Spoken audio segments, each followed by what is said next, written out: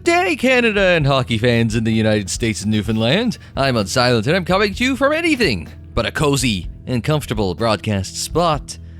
That's because today we're going to look at the worst hockey game to ever hit store shelves. While Canada has hockey that is played on ice, England plays their hockey on grass. That might not seem like a huge difference, but the differing play and cultures around their respective forms of hockey and in their respective countries show how one version may not translate well to the other's country. With that in mind, don't ask the Brits to make a hockey game, because you might end up with something like Actua Ice Hockey 2. Hello and welcome to the RETROspective, a series in which I look back at usually the classics, but sometimes the not-so-classics of video games. The NHL season is just around the corner, with a pandemic-abbreviated 2021 campaign due to start shortly. Until now, fans have had to make do with either international hockey, the Quebec Major Junior League, when the whole league isn't postponed, and EA's NHL 21. Reviews of that game are in the 70s on Metacritic and OpenCritic, while user reviews on Metacritic are in the 2s. The game has prompted the usual hyperbolic takes that this year's game is the worst ever. However, I have found the actual worst hockey game ever. Actua Ice Hockey 2 is a game you've probably never heard of for a few reasons. First, it doesn't appear to have been released outside the PAL region. That's because it was developed and published by British studio Gremlin Interactive. At the time the game was released in 1999, Gremlin was developing their own line of sports games under the Actua branding. This included soccer, golf, tennis, and even pool. The idea was that the Actua games were supposed to compete with Electronic Arts, EA Sports, and Sega's Virtua Sports games, and somehow they got into the hockey game. 1 year prior to Actua Ice Hockey 2, Gremlins released their first game in the series, Actua Ice Hockey, which was the officially licensed hockey game of the 1998 Nagano Winter Olympics. We don't talk about that tournament in Canada. Anyway, the second reason you haven't heard of this game is because it doesn't have the NHL license. It was supposed to have the license through FOX Interactive, who had the NHL license for a video game. Fox and Gremlins had a partnership to develop games under the FOX Sports branding that resulted in FOX Sports Soccer 99 and FOX Sports Golf 99. Granted, they were only published under the FOX Sports branding in North America and under the Actua Sports branding elsewhere. Actua Ice Hockey 2 was intended to be FOX Sports Hockey until Fox pulled out, meaning the NHL license left with them. Undeterred, Gremlins decided to carry on developing the game without the NHL or FOX Sports licenses, and this is the result.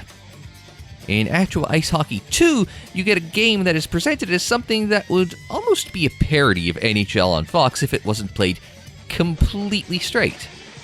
The game's sports presentation graphics are very reminiscent of Fox's graphics of the time, though the animated goal-scoring robots aren't included, and that's very fortunate.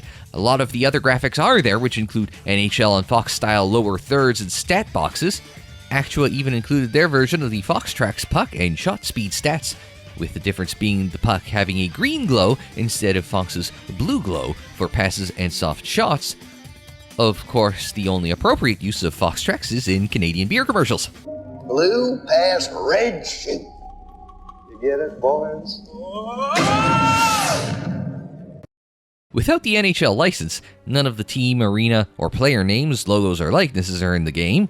The cities remain the same, but teams get occasionally similar but usually ridiculous alternate team names, with the exception of the Anaheim Crazy Chickens. I want Crazy Chickens merch in my life. And then I want rebranded Anaheim Chickens merch too. Parody of parody merch coming to the non-existent Unsilent merch store by the end of days. Of course, Electronic Arts, the then standard bearer for hockey games, did this better in 1992. That was the year we saw NHLPA Hockey 93, which had the Players Union license, and therefore player names, but not the NHL license. To make up for that, EA used the city names with no team nicknames. It seems like a little thing, but would you have taken NHLPA 93 seriously if your favorite team was suddenly the Toronto Norsemen? I mean, the likes of Matt Sandin and Curtis Yassif playing for Toronto is really no less ridiculous than playing for the Toronto Norsemen. And the third and most important reason why you've never heard of this game is the game itself. I told you off the start that we'd be looking at the worst hockey game ever made. It's not just because Actua 2 was made by a small British company with limited hockey experience that saw its partner pull out of developing the game, though those build up into the reasons why we're talking about this game. Now let's start with the visuals. I'm not saying the game looks awful. I'd say that the player models aren't worse than their EA and Sony contemporaries, while the arenas and menus are worse. No, I'd like to talk about the animations. It's generally not something that I pay attention to in a game unless they're noticeably bad. And noticeably bad, these animations are. There appears to be one skating animation.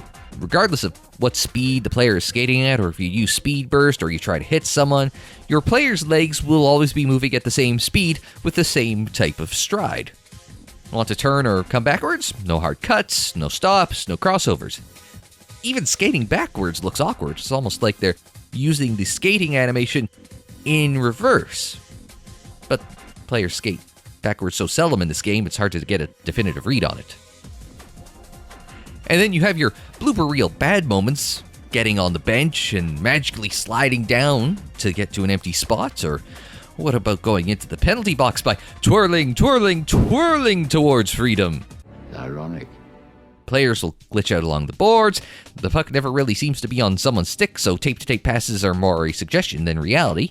It also makes any attempt to carry or shoot the puck look like a glitch or telekinetic exercise, while icings often appear to be no-touch icings rather than the NHL's classic touch icing. Goalies flop around like a fish out of water, but I'm not sure that was intended by the devs to get the goalie out of position, or they just animated and programmed the goalies to be idiots, and the resulting open nets for scoring opportunities was a happy accident. If you'll recall, I did mention this wasn't Gremlin's first attempt at a hockey game, with Actua Ice Hockey 1 being released the previous year, 98.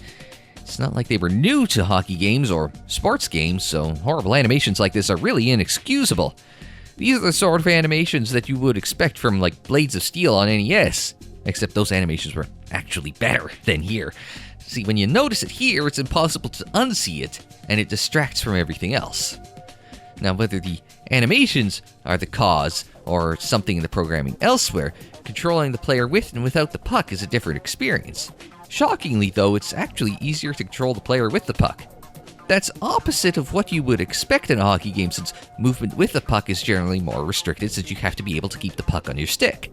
So defending is a little difficult, because the person with the puck is actually more maneuverable than the person without it.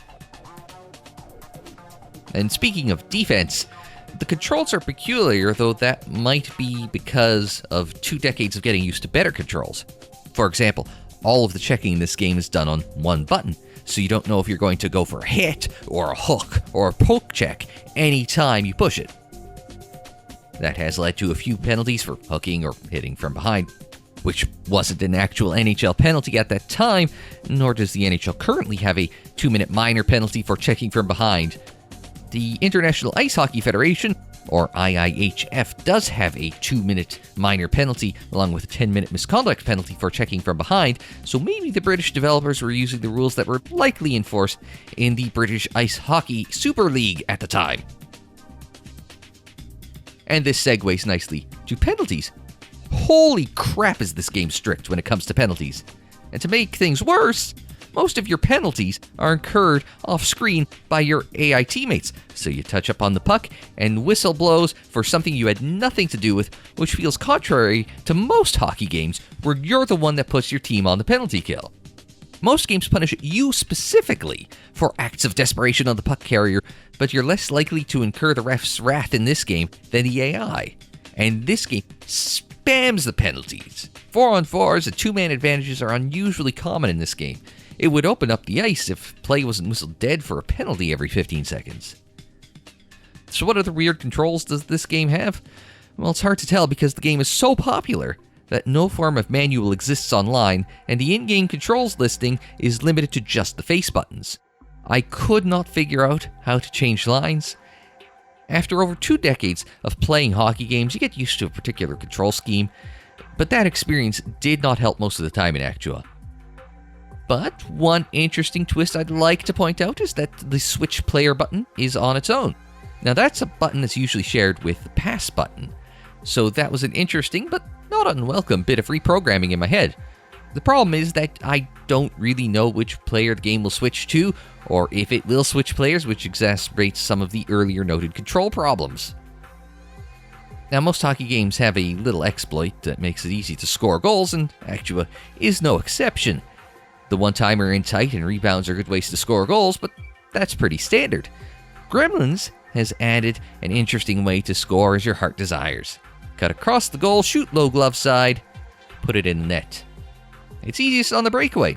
If you just cut right across the slot, the goalie's either going to bite, flop, and stack the pads, leaving a wide open cage for you to slide one home, or they just stand there doing nothing like an idiot and let you slide one by them.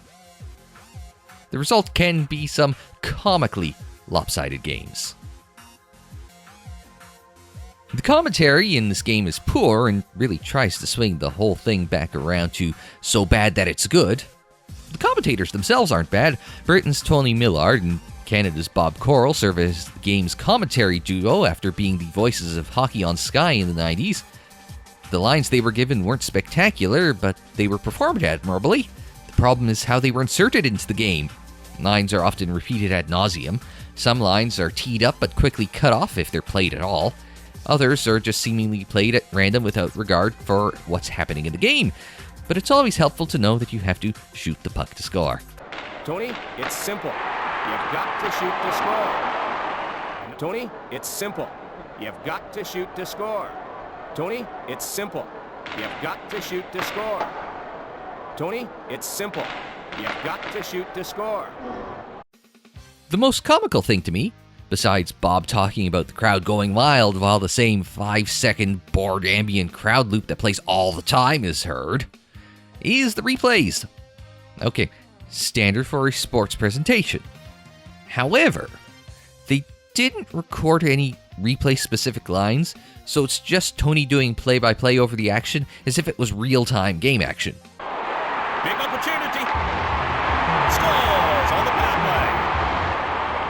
He takes the puck. It's one-on-one, man-to-man. Shanahan. He puts on a burst of speed and gets the loose puck. He must score. Scores on the power play. Shanahan. He picks up the puck. Breakaway.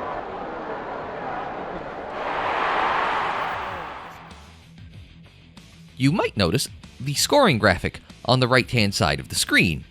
We already did the montage of Gremlin Sports Network graphics against FOX Sports hockey graphics, but I want to talk about the time of the goal, or time of the penalty. It's a little detail that hockey fans would notice quickly, but events in hockey are scored based on the time elapsed in a period. If someone scores 5 minutes into a period, which is 15 minutes remaining on the clock, the goal is scored at 5 minutes and whatever seconds. Actua lists the penalty or goal based on the time remaining in the period, which is the opposite of how it's actually done. It's a little oversight, but it does go to show some concerning lack of attention that was given to parts of this game. Speaking of lack of attention, let's talk about the cameras. And cameras in sports games, especially hockey games, have been pretty standard historically. The camera follows the action from behind or beside the play, and the player picks how close or far away from the action the camera is. Pretty straightforward. In my research, I found that hockey games have been using moving cameras at least as far back as 1986's Great Ice Hockey for the Sega Master System. If you want a more smoothly moving camera that follows the play, there's always 1987's iconic Blades of Steel. Unfortunately, either Gremlin couldn't figure out how to do that some 13 years after the concept was introduced, or they just wanted to do something completely different. Instead, with the exception of an impossible-to-play-with over-the-shoulder close-up camera, all of the cameras are fixed to a point. The game's default camera is fixed to a point behind the net, and it just pans and zooms. Even when you get used to that, and it is disorienting near the boards, the camera angle makes it hard to effectively run a breakout play from your zone because you can't really see where anyone else is on the ice. So anything other than short passes is just pure guesswork. And that brings me to one of the positives of the game. See, it's not all negatives. You'll notice those arrows under the player with the puck that tells you where your teammates are relative to you. There's no way to indicate distance, but at least the arrows turn black when those players are offside. Sure, there's no delayed offside indicator otherwise on screen, nor indicators for delayed penalties or icings, but at least they came up with a unique solution for passing and offsides for the time period. The game is also missing some other key features of the time. Good luck changing line combinations or tactics during games. That's locked to the main menu. Strategy is a key part of most hockey games, but when the game plays like this, does it actually matter? You can't create a player either, so that means you can't create modern NHLers to join their parents. Who wouldn't want to see Phoenix Mustang star Keith Ketchuk joined by his current NHL stars Brody and Mitt? Nah, those unlicensed names are way too creative for this game. And there's no creative team either, which means you can't add any expansion or relocated teams not in Actua 2, so no Seattle Fishmongers joining the GHL. Meanwhile, EA's NHL 99 and Sony's NHL Faceoff 99 both had in-game line editing, strategy changing, and player creation, while NHL 99 had the ability to redo the Nashville Predators expansion draft, as well as craft the rosters of the fictional EA Blades and EA Storm teams. But don't worry, because Actua also includes a 3-on-3 arcade mode. To call it an arcade mode is generous, though. Arcade mode takes place on a small rink that feels like it's almost half the size of a standard 200 by 80 foot NHL rink. Rules are turned off, so no line changes, penalties, icings, or offsides. However, the game plays exactly the same way otherwise. It's not like you're going from EA NHL to NHL Hits. All the physics, the gameplay, the camera wonkiness, which is made worse on the smaller rink, and various exploits are the same in arcade mode as they are in normal 5-on-5. The only difference in the gameplay is that the small rink makes getting a breakaway to slide the puck by the goalie considerably more difficult. However, the arcade mode only exists as standalone single game, so there's no real incentive to playing it.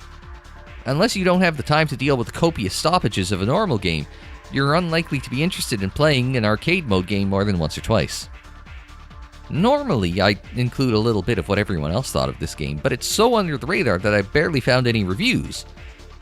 Sports Gamers Online included it in a list of the top 10 worst hockey games for the reasons that we've discussed earlier. The only other real review I found of it was from Game Fabrique, which was so shockingly not negative that I legitimately have questions in my head of if they've actually played Actua 2 or any other hockey game ever before that review. That's a mean take, I'll admit, but I just can't understand how this game can be called above average. Any rating better than 5-alarm dumpster fire would border on being a generous review. So what happened to Gremlin Interactive? In 1999, they were bought by French company Infogrames and rebranded under their new owner's name as Infogrames Sheffield House. They actually did some sports games after this outside of the Actua Sports branding, including PGA European Tour Golf and UEFA Challenge. However, those weren't enough to save the company as Infogrames shut down in 2003. That same year, members of management formed a new development studio that you might have heard of, called Sumo Digital. That company is still around today making games or ports of games, some of which have been pretty well received, like their efforts in the Sonic and Sega Racing series. And that will do it for this retrospective on Actua Ice Hockey 2. Have you played it? What did you think of it? Let me know in the comments down below. And while you're on your way to the comments section, hit that like button. Subscribe if you're new or looking for more retro gaming greatness. Share on social media, follow on social media. The social media handle is Unsilent on Air, and that is for Twitter, Facebook, Instagram, and Tumblr. And don't forget there are many more looks at the great and not so great in retro gaming, including hockey games in the playlists. They're on the screen in the description down below, and more videos anytime on the channel page. And until the next time, I'm Unsilent. Thanks very much for joining me. Like, share, subscribe, and we will see you next time.